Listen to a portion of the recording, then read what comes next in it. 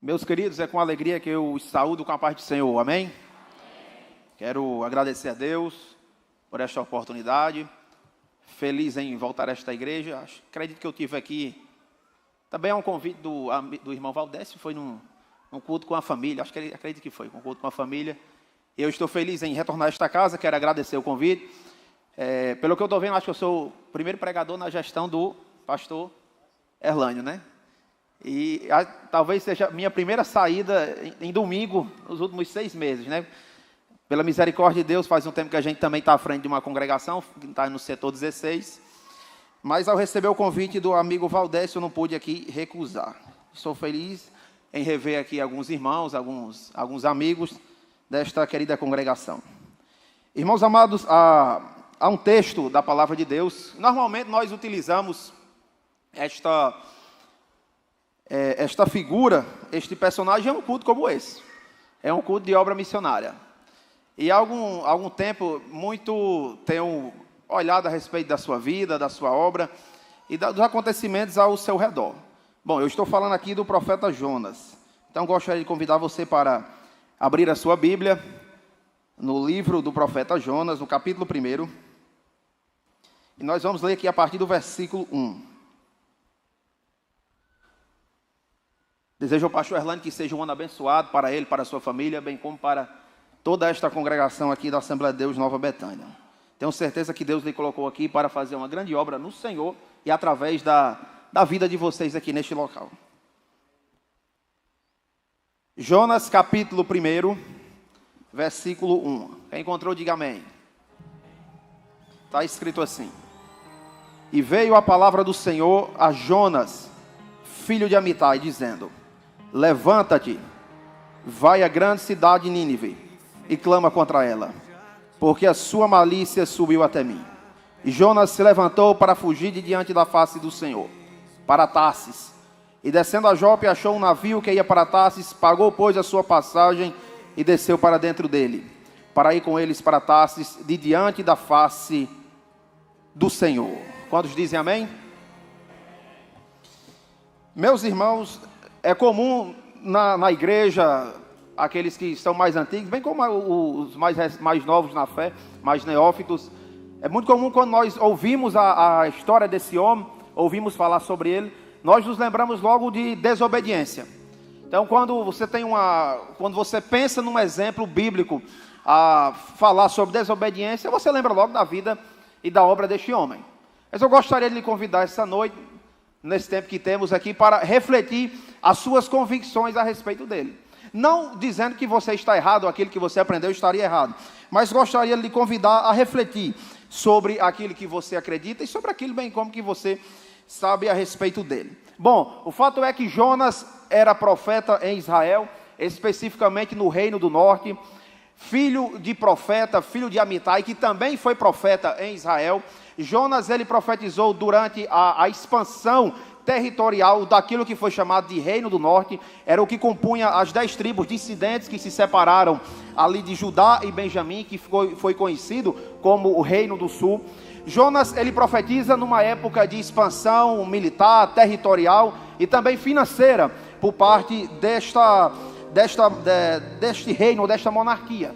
É bem verdade que não houve nenhum rei piedoso daqueles que se levantaram naquilo que foi chamado de Samaria ou no Reino do Norte. Não houve nenhum homem ou nenhum rei ali piedoso de todas as famílias, as dinastias que governaram aquele conglomerado ali de tribos.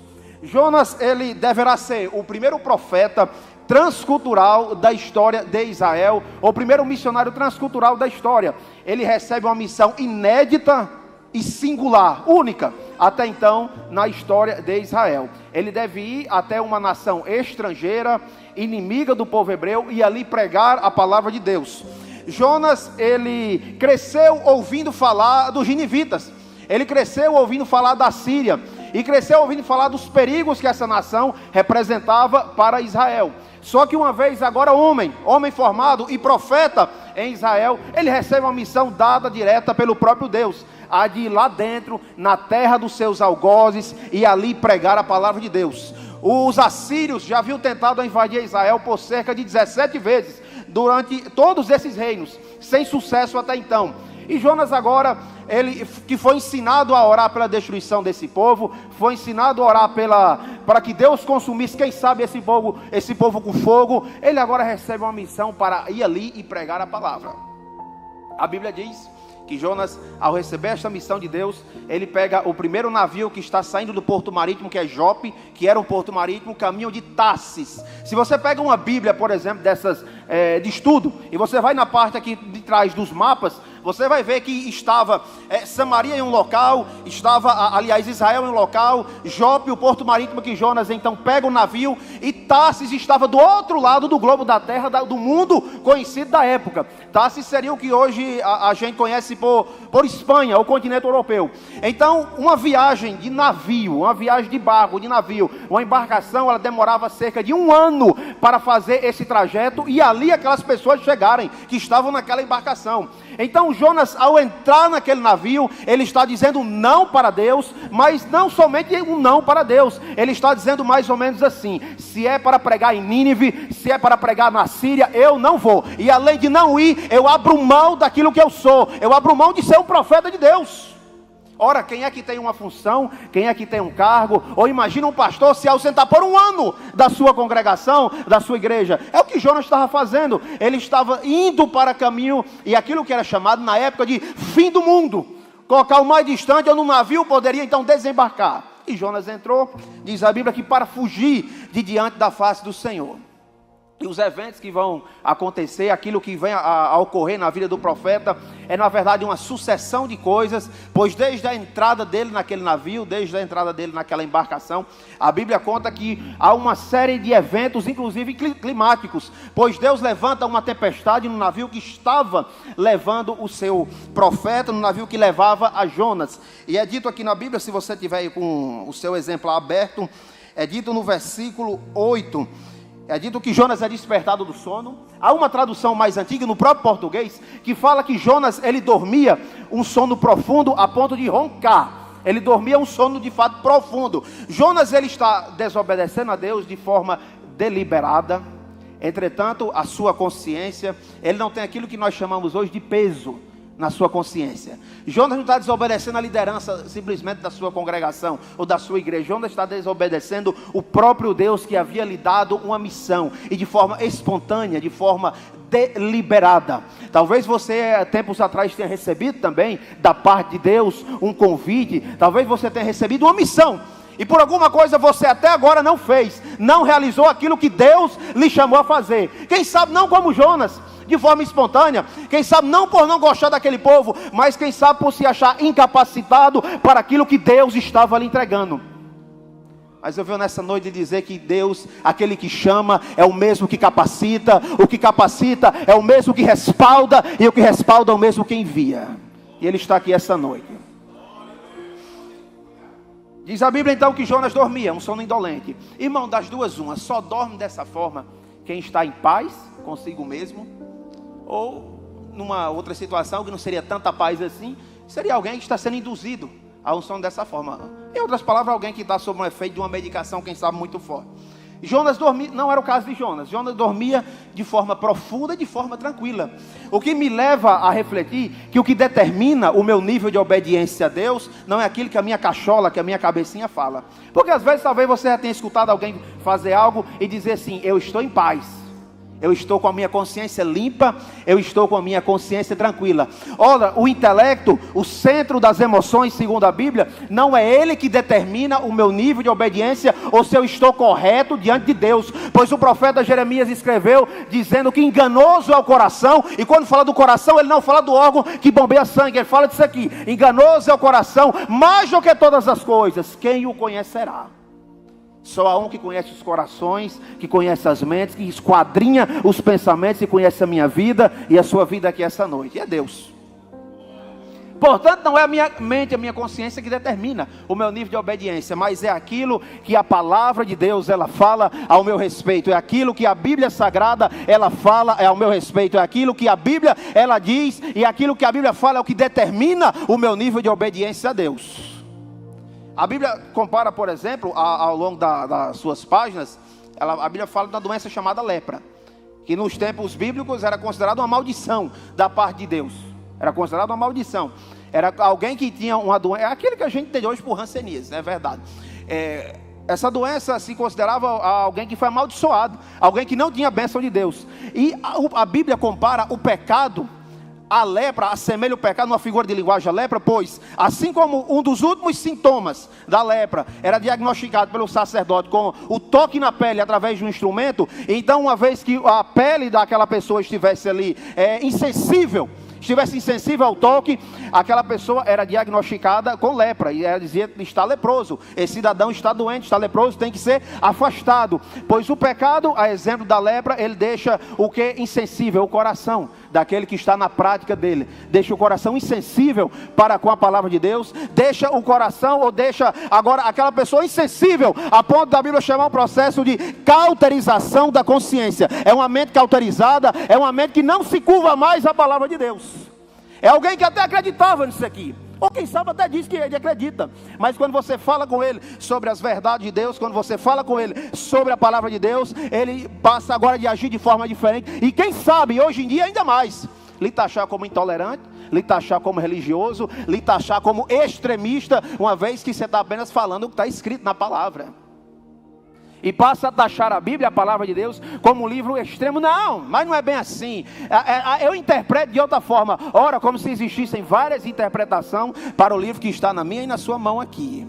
Mas a interpretação é uma, irmão. Aquilo que a Bíblia ela fala, independente se foi escrito há 3, 4 mil anos atrás, há 1000 anos atrás, ela continua tendo validade nos dias de hoje. A palavra de Deus ela é atemporal, pois ela não está presa a um espaço de tempo. Ela não está presa a uma cultura. A palavra de Deus ela é acultural, porque ela é sobre as culturas. Ela pega o homem e o transforma e muda a sua vida em cultura. Independente se ele está aqui no Brasil ou está no Oriente Médio, a palavra de Deus o transforma e faz dele uma nova criatura.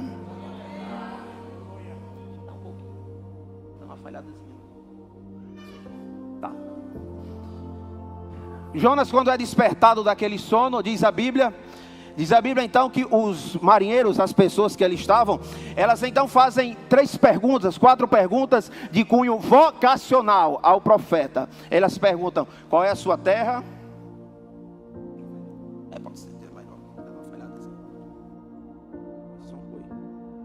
Elas perguntam: qual é a sua terra? Qual é a sua ocupação? Qual é o seu povo? Qual é a sua identidade, em outras palavras? Irmão, imagina só. Um profeta de Deus, um profeta chamado por Deus, enviado por Deus, e agora esse homem está completamente descaracterizado, esse homem está completamente despido daquilo que ele era, daquilo que ele acreditava e daquilo que ele confessava acreditar. Jonas é uma pessoa que ele tem até a teologia correta, pois ao ser despertado ele diz: eu sou hebreu e temo ao Senhor que fez o mar e a terra seca. É mentira, porque se ele temesse a Deus, ele não estava desobedecendo a Deus. Se ele temesse a Deus, acreditasse que de fato Deus criou todas as coisas, ele não estava tentando fugir da presença de Deus. Jonas havia se tornado um homem nacionalista, pois acreditava ele que quem sabe ao chegar em Tarsis, Deus não o alcançaria, ou ele sairia da jurisdição de Deus, uma vez que Deus não era o Deus de Tarsis, ou não era o Deus daquela localidade, e ele poderia fugir daquela missão que ele está a rejeitar. E após uma conversa, aqueles homens perguntam a Jonas dizendo, e eles falam dizendo: por que você fez isso? Homens que acreditavam em Deus com D minúsculo, ou seja, não ao Deus criador do céu e da terra, ou seja, cada um servia ali a sua religião, ao seu Deus com D minúsculo, se referindo que eles tinham as suas crenças, mas quando eles escutam o relato de Jonas, quando eles escutam o que Jonas está a dizer, eles temem, e Jonas lá está, descaracterizado, está agora completamente sem identidade. Sabe aquele local que você talvez foi uma vez, frequentou, e ao chegar ali você disse: não era para eu ter vindo aqui. Aqui eu estou completamente descaracterizado, aqui eu estou sem identidade. Deus não queria que eu estivesse nesse ambiente. Ou quem sabe você não está frequentando ambientes como tais, e ao perceber pelo menos a repreensão de Deus, porque veja só que Deus usa até aqueles que não creem nele, até aqueles que não servem, por exemplo, que era o caso desses homens, para repreenderem a Jonas. E diz a Bíblia que eles relutam, mas lançam Jonas fora do navio, uma vez que ele pede para ser lançado. Irmão, ao ler essa história eu penso assim: era muito fácil ele resolver a questão. Era muito fácil ele resolver o problema. Era só ele ter dito, tá bom, para o navio agora, volta para o porto marítimo, que eu agora vou lá em Nínive e vou pregar. Mas não, sabe o que é que ele está dizendo? Eu prefiro morrer do que pregar em Nínive. Eu prefiro morrer do que pregar na Síria. Pois é dito então que Jonas pede para ser lançado fora do navio. Você não está entendendo? Esse homem não apenas está dizendo não para Deus, mas também está dizendo assim, se for para pregar lá, eu prefiro morrer. Me lança fora do navio, eu não vou pregar para esse povo. Não vou pregar para esse povo. E diz a Bíblia que ele é lançado fora do navio e a tempestade ela se acalma. Mostrando que Deus ele tem o controle sobre todas as coisas, que Deus ele tem controle sobre o tempo, sobre as estações, tem o controle sobre a tempestade. Não há tempestade que venha a se levantar, que ela não tenha um prazo para acabar na sua vida. Não há tempestade, os vendavais da vida que se levantam para que por uma palavra e uma ordem da parte de Deus, ela não venha a se acabar, ela não venha a cessar e a bonança agora venha a fluir. Então diz a Bíblia que de forma milagrosa Deus então providencia um grande peixe, uma baleia, enfim, mas para que venha a tragar o profeta, engolir o profeta, e ele agora está por 3 dias e 3 noites no ventre daquele grande peixe, daquele grande mamífero. E agora ali naquele local eu quero fazer menção, se você está aí com a Bíblia aberta, olha aí o versículo 8, versículo 9, eu estou usando aqui a Almeida Revista Corrigida, talvez a maioria também. Versículo 9 do capítulo 2, a parte B está escrito assim: o que votei, pagarei, do Senhor vem a salvação. Se você ler o livro de Jonas, ele tem só 4 capítulos, você não vai encontrar nenhum voto explícito aqui. Então qual era o voto que Jonas está aqui a falar? Jonas está falando de um voto que todo profeta hebreu fazia no momento ali da sua separação a Deus, que era, se constituía em 2 partes: falar tudo o que Deus mandasse. Eu e você sabemos que ele poderia falar, ele não tem vergonha de falar. Mas a grande questão é que a segunda parte, ir aonde Deus mandar. E Deus estava mandando ele ir para a Síria, para Nínive, para a terra dos seus algozes, para a terra do povo que ele não gostava. Não apenas não gostava, mas ele queria a destruição desse povo. E Deus, para providenciar que Jonas cumpra agora a sua missão, está escrito dizendo que Jonas foi então expelido, foi agora vomitado. Foi vomitado do ventre daquele grande peixe para então em terra agora ir cumprir a sua missão. Um homem indigesto chega ao ponto de ser vomitado, ele sai dali vomitado, para agora cumprir aquilo que Deus havia mandado. E mais uma vez Deus fala com ele dizendo: levanta-se e vai à grande cidade de Nínive e prega contra ela. E diz a Bíblia que Jonas agora se levanta para pregar. Mas ali em Nínive está escrito no capítulo 3 que Nínive era uma cidade muito grande, 3 dias de caminho. Era uma cidade com cerca de 120 mil habitantes, pois está escrito no finalzinho do capítulo 4, que era ali a população de Nínive. Uma cidade, talvez, a metade do tamanho da população que a nossa, ela vem até hoje. E diz a Bíblia então que Jonas se levanta para pregar. Mas lá em Nínive ele prega agora a mensagem de Deus. Jonas ele prega a menor mensagem, a menor pregação de todo o Antigo Testamento. O texto original, apenas 5 palavras da sua pregação. Jonas ele percorre uma grande cidade, que é dito que é 3 dias de caminho. Diz a Bíblia que ele prega caminho de um dia. Entrava Jonas e dizia: daqui a 40 dias Nínive será subvertida ou será destruída. Jonas ele prega a menor mensagem de todo o Antigo Testamento. Ele prega às pressas, ele prega nas carreiras, ele prega às pressas ali para fazer logo aquilo que deveria realizar. E me permita abrir um parênteses aqui, não está escrito na Bíblia, me permita abrir um parênteses, mas há indícios textuais de alguns livros, de comentários que me fazem acreditar que Jonas, possivelmente, ele teria usado uma língua não conhecida pelos ninivitas para ali pregar a palavra de Deus. Bom, se eu estou correto, ele prega a menor mensagem de todo o Antigo Testamento, ele prega às pressas e ele prega possivelmente em outro idioma. E o resultado foi que, desde o menor ao maior, todos sem exceção, creram na mensagem do profeta, creram na pregação de Jonas. Nínive relata o maior avivamento de todo o Antigo Testamento, pois uma cidade inteira se converteu à mensagem pregada por um homem ali. A notícia chega no rei da cidade, que baixa um decreto dizendo: ninguém vai comer por 3 dias, nem homens, nem mulheres, nem crianças, nem idosos, nem animais, nem boi, ninguém. ninguém, nada vai comer por 3 dias, e vamos jejuar para que Deus, porventura, se arrependa e não destrua a nossa cidade. E diz a Bíblia que eles fizeram um jejum, panos de saco, se cobriram com cinzas por 3 dias, para Deus não destruir. Ou seja, a mensagem desse homem alcançou toda a cidade. Irmão, Jonas consegue um feito inédito na história. Pelo menos dá um relato de outra pessoa que conseguiu uma aceitação de 100% da sua mensagem. Não há relato no Novo Testamento, há relatos, por exemplo, de Pedro pregar e uma multidão aceitar. Há relatos do apóstolo Paulo pregar e a cidade ser dividida entre aqueles que aceitaram a mensagem e aqueles que rejeitaram a mensagem. O próprio Jesus aqui em terra não conseguiu, claro, um número tão expressivo como esse, pois toda a cidade afluiu e aceitou a mensagem ali pregada. Imagina só, imagina você pregar, e de repente você está pregando um culto ao ar livre, e quando você fica feliz, quando uma pessoa aceita, 2 pessoas, imagina toda essa rua aqui, a rua Carina Almeida, toda essa rua aceitar, por exemplo, um culto realizado aí fora. Olha só a alegria, pastor, que seria, né? A congregação, todas essas pessoas aceitando, aí o departamento do discipulado teria muita gente para discipular, muita gente para ensinar, muita gente, só que isso seria uma alegria por parte da congregação. Mas Jonas, ele também vai ser o primeiro pregador ou missionário que ficou triste, não porque não teve resultado, mas porque a sua mensagem teve resultado. E diz a Bíblia que Jonas, ele ficou desgostoso, capítulo 4, ficou desgostoso ao extremo e todo ressentido. Jonas ficou desgostoso e todo ressentido. E a queixa de Jonas, a Bíblia conta que ele ficou a um local a observar o que aconteceria na cidade, a observar o que iria então ali acontecer agora. E vendo ele, possivelmente, que deu aquele prazo, aquele tempo, e Deus não destruiu os ninivitas, pelo contrário, eles se converteram. É dito então que Jonas ficou desgostoso, extremamente ressentido, e ele pediu a Deus e orou a Deus, dizendo: Senhor, dessa forma não dá. Dessa forma não dá. E qual era a queixa de Jonas, irmão?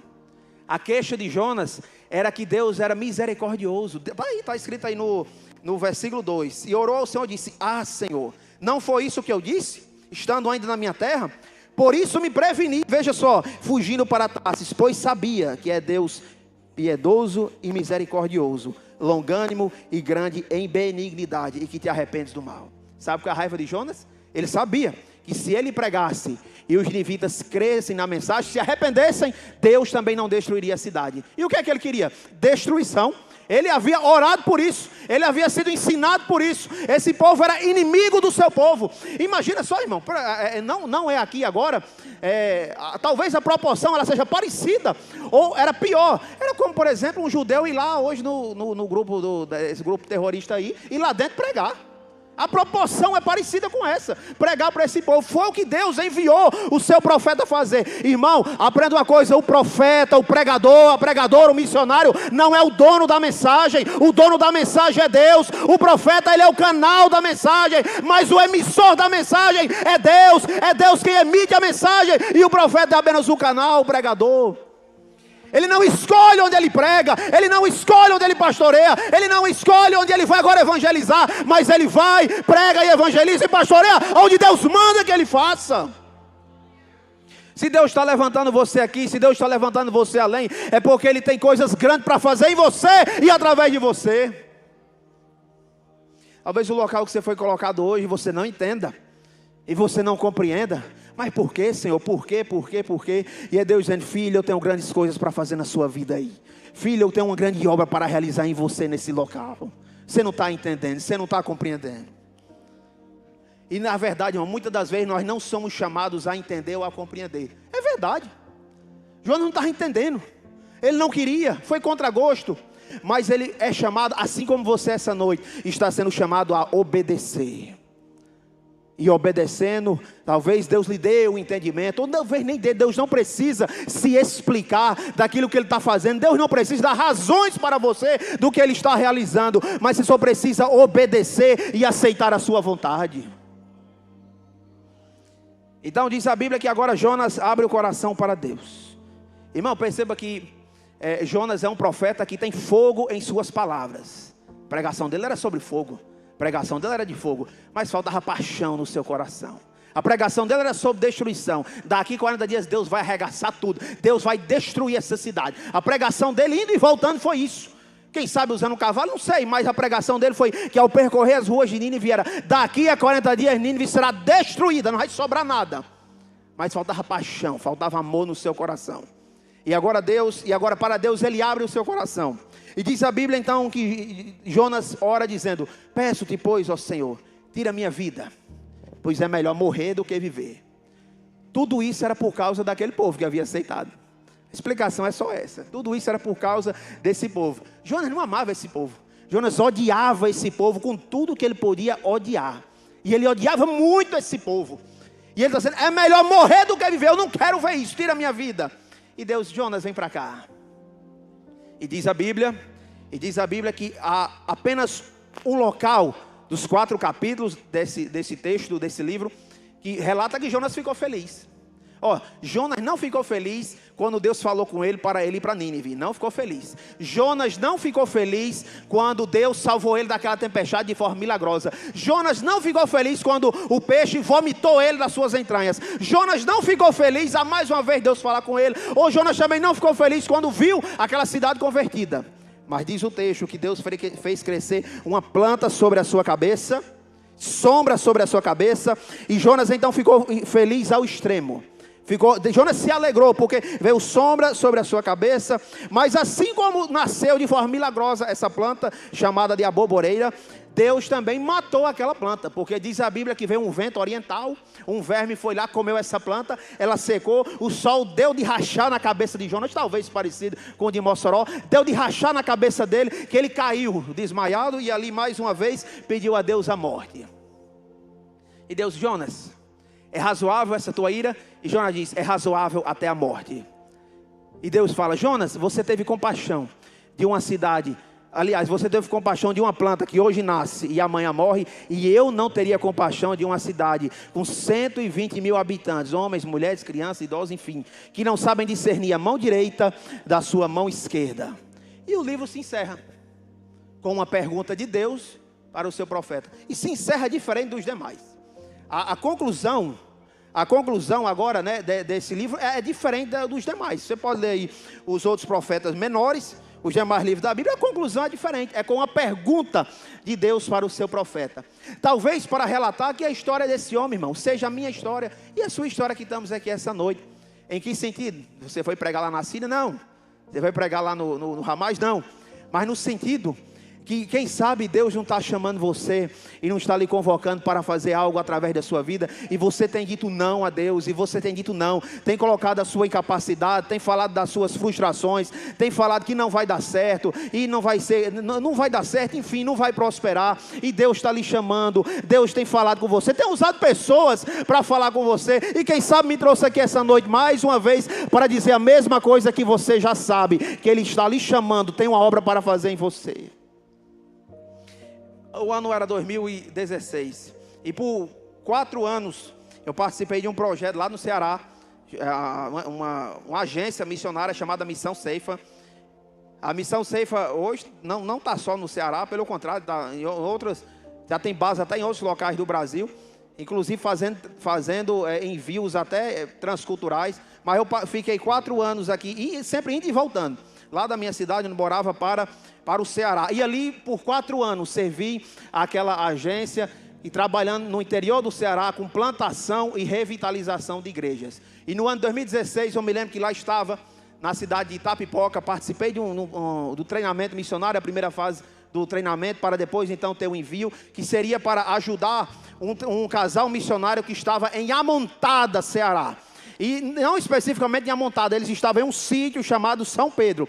E lá nesse sítio só tinha o casal, e chegou o casal com 20 anos de idade, cada um. O missionário Rafael e a sua esposa. Lá estavam naquela localidade, só os dois. Não tinha templo, não tinha um templo bonito como esse, não tinha um local para eles se reunir. As reuniões eram na sua casa, e lá chegamos nós. A minha pessoa e mais 5 jovens, 3 homens e 3 moças, para ali passar uma temporada com ele.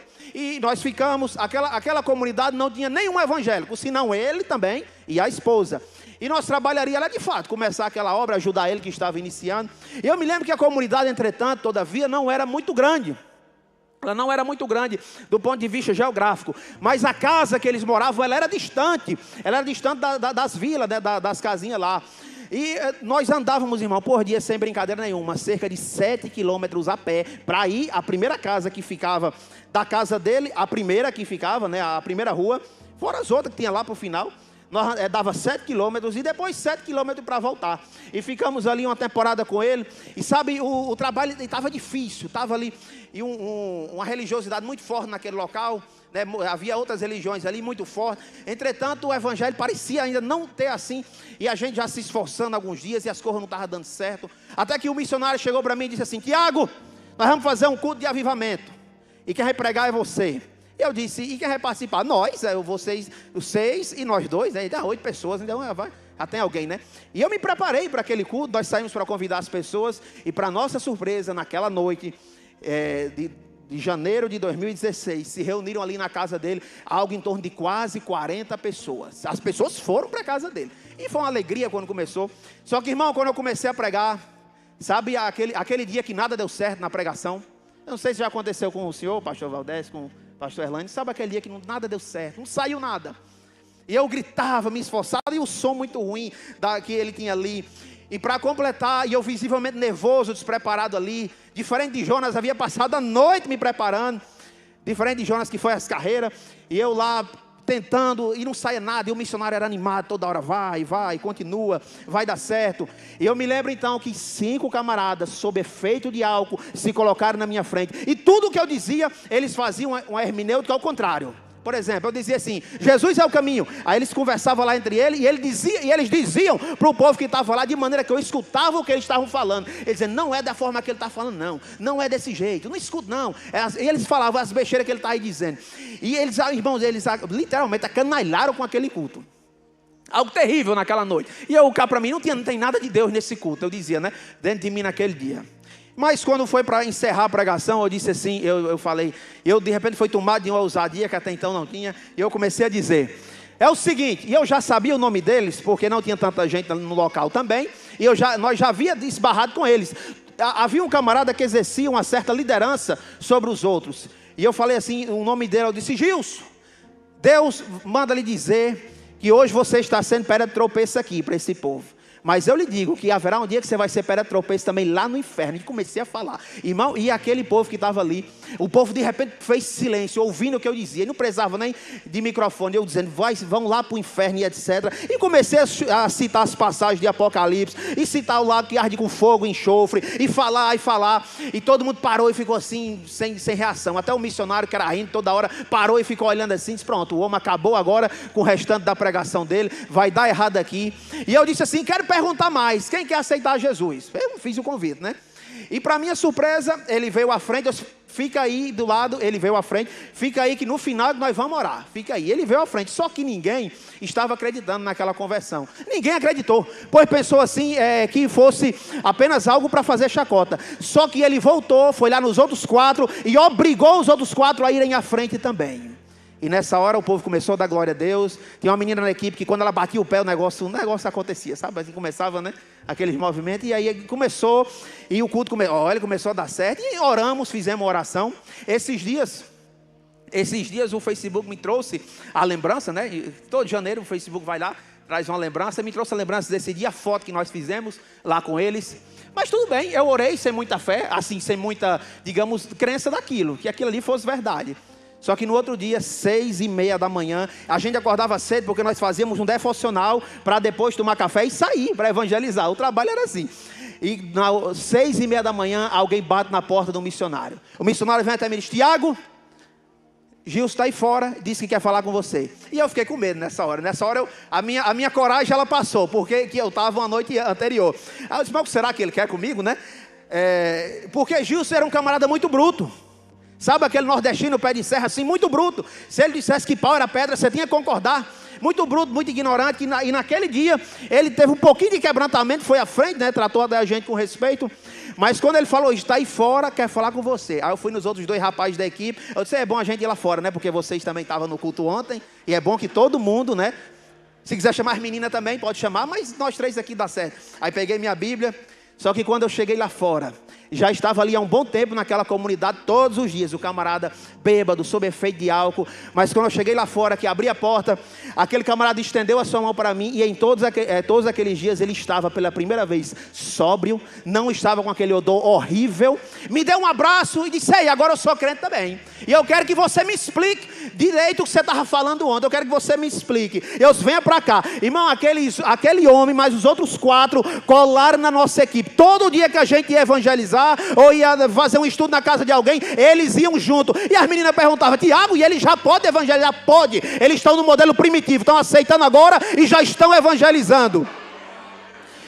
E o missionário, aí nós, até a conversão deles, o trabalho estava emperrado, o trabalho não andava. Mas após a conversão deles, nós saímos dali, e algumas pessoas frequentando as reuniões de oração, inclusive eles, e frequentando os cultos na casa do missionário. Meses depois ele entra em contato comigo dizendo: Tiago, Gilson e seus amigos estão crentes na pessoa de Jesus, e eu quero dizer que são eles que estão me auxiliando na obra que estou realizando, no trabalho que vocês começaram aqui. E eu disse: ele falou: Tiago, o que é isso? Eu disse: é o poder de Deus e a salvação para todo aquele que nele crê. É o poder de Deus, é o poder de Deus. Preparo do pregador daquela noite, 0. Preparação do pregador, ou foi por causa das qualidades e predicados do pregador, 0. Não foi nada disso, mas foi Deus agindo, Deus mostrando que Ele é capaz, que Ele é suficiente e que Ele é poderoso para fazer aquilo que eu não posso realizar. Levante a sua mão se você crê que para Deus não há nada impossível. Faça o dó maior. Levante a sua mão se você crê que Deus é poderoso, irmão, para realizar e para destravar aquilo que você não está conseguindo fazer. Deus, Ele pode agir, pode fazer. E eu encerro aqui a minha participação, e eu encerro aqui essa mensagem dizendo algo. Eu vejo muita gente pregar a respeito desse homem, a respeito dessa história que eu falei hoje aqui à noite, e ficar tempos e tempos falando da baleia, se era uma baleia, se era um peixe, se era isso, se era aquilo. Mas eu vejo que o personagem principal desse livro não são os ninivitas, não é a baleia ou o peixe, não é a Síria, não é nem o profeta Jonas, mas o personagem principal é aquele que deu ordem a Jonas para pregar a palavra. O personagem principal é aquele que levantou uma tempestade a ponto de quebrar o navio. O personagem principal é aquele que deu ordem à tempestade para fazer bonança, se acalmar. O personagem principal é aquele que mais uma vez deu ordem ao profeta para pregar a palavra. O personagem principal é aquele que converteu o coração de 120 mil homens, mulheres e crianças à sua mensagem. O personagem principal é Deus, irmão, é Deus. Do começo ao fim é Deus, é Deus, é Deus. Posso fazer uma oração, pastor? Posso fazer uma oração? Você pode ficar de pé? Você pode ficar de pé? Eu gostaria de encerrar exatamente nesse momento.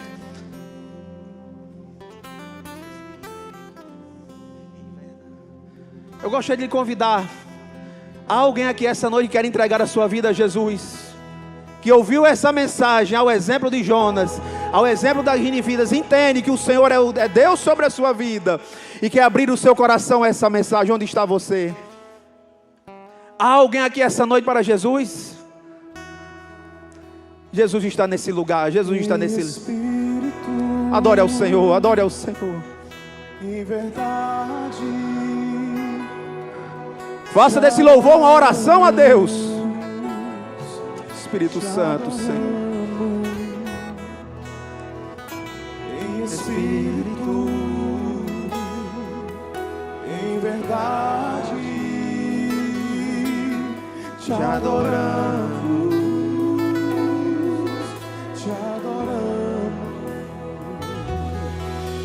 Quem tu és e Senhor, te entregamos nosso viver. Quem tu és e Senhor, declare ao Senhor, declare ao Senhor. Te entregamos nosso viver pra te adorar. Foi que eu nasci. Declare ao Senhor, Rei dos Reis.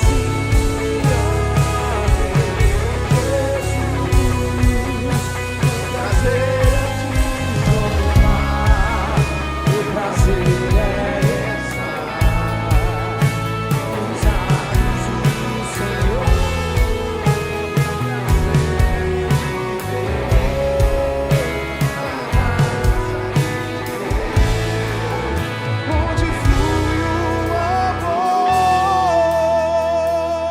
pessoal declare. Ah, Rei dos Reis, eu quero, Senhor, te agradecer esta noite, Senhor, por aquilo que o Senhor tem falado aos nossos corações. Espírito Santo, eu te apresento, Senhor, a vida de cada um desses irmãos que aqui estão, Senhor. Deus, eu te apresento aqueles que não deram um passo de fé essa noite. Senhor, recusaram o convite, concede, Senhor, outra oportunidade para eles. Deus amado, eu quero lhe apresentar, Senhor, as nossas famílias aqui reunidas. Ah, Deus, Espírito Santo, eu sei que Tu é capaz de fazer, Senhor, aquilo que essa mãe, essa dona de casa não está conseguindo fazer no seu lar, eu sei que o Senhor pode fazer. Visita, Senhor, essa noite o lar da tua filha. Visita, Senhor, aquele rapaz, aquela moça que outrora até esteve aqui e agora não te serve mais. Tu és poderoso, Senhor, para visitar. Eu creio na sua palavra, Senhor. Eu preguei a sua palavra e acredito nela. Acredito que o Senhor é poderoso para fazer aquilo que eu não posso fazer com a força do meu braço. Espírito Santo, o Senhor, te apresento todas as coisas, Senhor. A nossa vida é tua, Senhor. O nosso altar é teu, Senhor. O nosso coração é teu. Desperta-nos, Senhor, uma vez mais para fazer a tua obra. Faz com que voltemos, Senhor, ao primeiro amor. O primeiro amor em estudar a sua palavra. O primeiro amor em pregar a sua palavra. O primeiro amor, Senhor, quem sabe chegar um domingo de manhã na sua casa, Senhor, e nos deleitar nas escrituras sagradas, porque é paz para a nossa alma, é luz para o nosso caminho. Espírito Santo, Senhor da glória, vai, Senhor, em nome de Jesus, Senhor, todas as coisas são tuas. Glória a Deus.